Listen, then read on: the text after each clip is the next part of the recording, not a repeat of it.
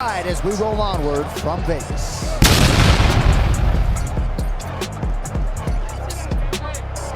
ازيكم يا شباب، عاملين ايه؟ من فترة كده في واحد يا جماعة لاعب البطل كانيلو الفاريز المعروف جدا عندنا هنا في العرب. كل العرب تقريبا اللي بيتابعوا ملاكمة عارفين كانيلو الفاريز وقد ايه هو جامد وبطل مخضرم وكل الكلام الجميل ده. في واحد بقى مسكه من فترة كده ومسكه، هو مش بس كسب الماتش، هو حرفيا مسك كانيلو ال 12 جولة، فضل يضرب فيه وعجنه حرفيا يا جماعة. والشخص ده هو تيرنس كراوفورد. كراوفورد يا صديقي لما كسب كانيلو الفاريز طلعت عليه موجة من الفيديوهات، احنا كلنا كنا مستنيينها علشان نعرف هو مين ده اصلا. بس للاسف موجة الفيديوهات اللي طلعت دي كانوا كلها عمال يقول لك ده واحد اسمه كذا وجامد جدا ومش عارف ايه، وبيحكوا عن انجازاته في الملاكمة والكلام ده لما كبر. بس في مشكلة هنا، احنا برضو ما نعرفش هو مين تيرنس كراوفورد ده، وهو جاي منين وازاي وصل لهنا.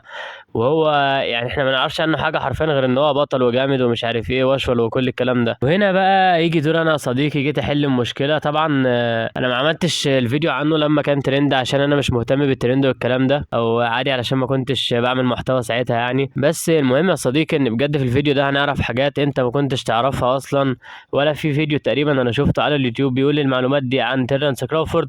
فقبل ما نبدا اعمل لايك واشترك للقناه وكمل الفيديو لاخره ويلا بينا. اتولد صديقي تيرنس كراوفورد 28 سبتمبر في سنة 1987 في حي نورث اوماها في ولاية نبراسكا. وما تدقش يا صديقي النطق صح ولا غلط. طبعا حي فقير، بس المشكلة كانت أبعد من كده وأكبر من كده بكتير جدا. المشكلة بس ما كانتش الفقر يا صديقي وديك الظروف المادية عند كراوفورد وعيلته عند الحي كله عامة، بل المشكلة كانت بتتكون إن الحي ده معروف عنه إن هو خطير جدا جدا جدا. يعني كان حي مليان جدا بالفوضى والخطر والمشاجرات اللي في الشارع طول الوقت. وكراوفورد ما كانش الطفل الخايف من الخطر، بل قرر ان هو يبقى الخطر. I am not in danger, Skyler. I am the danger. كراوفورد كان طفل مشاغب جدا، وكان برضو اللي عامل جنج لوحده كده في الشارع وماشي بيهم من ساعة ما اتولد. بس يا صديقي في حاجة مهمة جدا، وهي ان البيئة اللي احنا بنتولد فيها دي مش حاجة احنا نقدر نتحكم فيها، ولكن رد فعلنا على البيئة دي هو ده اللي احنا نقدر نتحكم فيه. كراوفورد بقى من وهو طفل قفش الحتة دي وقال لك يا باشا ماشي، انتوا حي خطير وكده وعايزين ابقى الطفل الجبان، لا انا هبقى مع الخطر. وراح اتمرن ملاكمة. وده معناه صديقي ان كراوفورد من صغره وهو ذكي. من صغري وانا كان نفسي امنية حياتي ان انا العب في نادي الزمالك.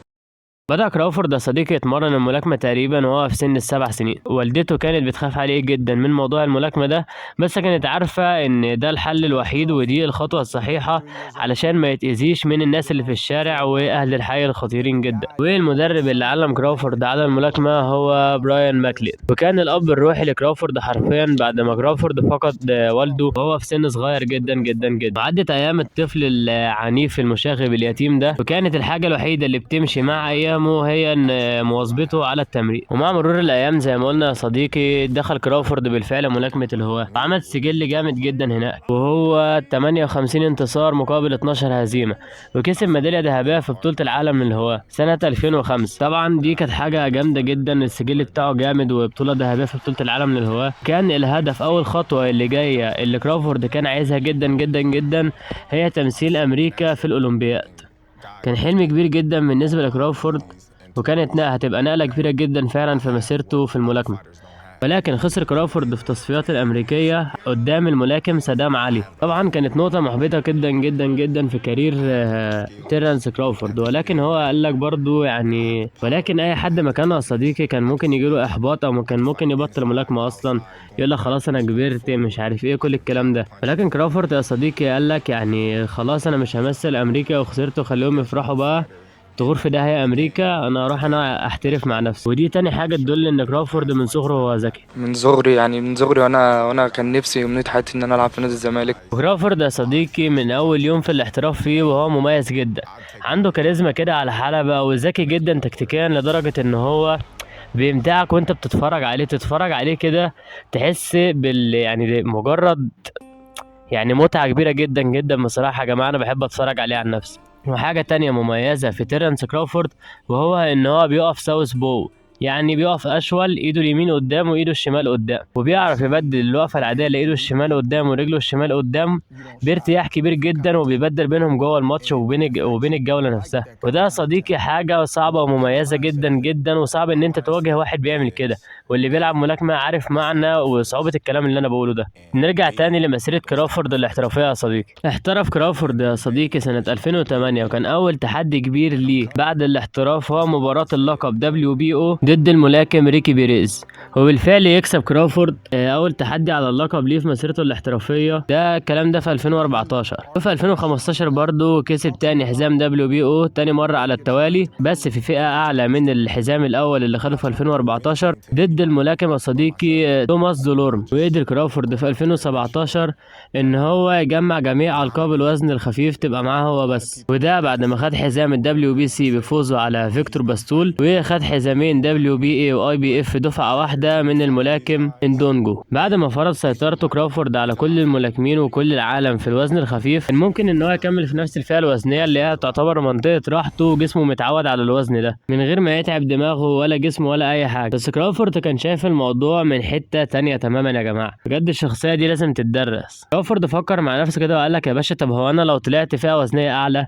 هلاقي منافسة اكتر وابطال اكتر العبهم ومطوشه اكتر وفلوس اكتر، وطبعا هيدخل نفسه التاريخ من اوسع باب ليه. وده صديقي التالت دليل ان كرافورد من صغره وهو صغير، من صغري وانا كان نفسي ومنيت حياتي ان انا العب في نادي الزمالك. طلع بالفعل كرافورد للوزن المتوسط وجمع الأحزمة بتاعته برضه. كان آخر ماتش للقب ليه هو اللي ضد كانيلو ألفاريز ده. بس أنا مش جاي أقول لك عن إيه هو جامد جوه الحلبة، لأن كله قال كده تقريبا، وكل الفيديوهات اللي اتكلمت عنه قالت كده. أنا جاي أكلمك مين هو كرافورد. أظن إحنا عرفنا طفولته والمرحلة اللي هو جاي منها، هو جاي منين. كرافورد حاليا عنده تقريبا 38 سنة يا صديقي، عنده ما شاء الله 9 أولاد، معرفش لحق يجيبهم إمتى هما والأحزمة وكل الكلام ده، بس ما علينا. ال9 أولاد يا صديقي أو ال9 أطفال بتوع كرافورد مش من أم واحدة. الطالب الذي يحب زميلته في الكلية لا لمسها ولا كلمها ولا كلمها في التليفون ولا بعت لها رسالة ولا بيبص لها، بيحبها وخلاص لأنها منتقبة.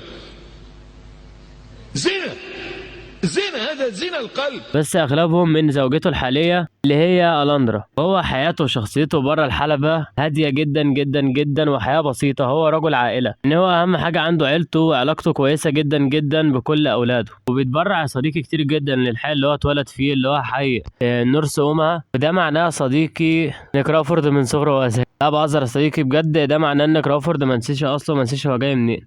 شخصيه زي كرافورد دي يا جماعه جاي من مكان زي ده مليان بالفقر والخطر، وان هو اتولد يتيم وازاي نشأ وسط كل الحياه الصعبه دي والظروف الصعبه، وقدر ان هو ينجح ويخش تاريخ الملاكمه ويبقى غني جدا. ولما يوصل لكل ده تلاقيه شخصيه هاديه وعنده الايجو، يعني يعتبر ما فيش ايجو اصلا من عنده، وطول الوقت هادي كده ومش بيقعد يتكلم على حد ولا يعمل اي حاجه. حرفيا يا جماعه دي حاجه نادره فشخ لما تلاقي شخصيه دي. يعني اي حد مكانه حرفيا كان زمانه اتجنن زي فلويد. لو ما شفتش الفيديو بتاعه ارجع اشوفه، وانا كمان كنت هتجنن لو وصلت لكل ده بصراحه يعني. لكن كرافورد كان عارف ان كل الكلام ده ملوش دعوه، وان هو عشان يفضل مستمر في النجاح بتاعه لازم يبقى هادي جدا، ولازم يعني ما يخليش الاعلام يقدر يوقعه. وده معناه صديقي ان كرافورد من صغره هو ذكي. وبس كده يا صديقي، دي تكون نهايه الفيديو. اتمنى تكون استمتعت.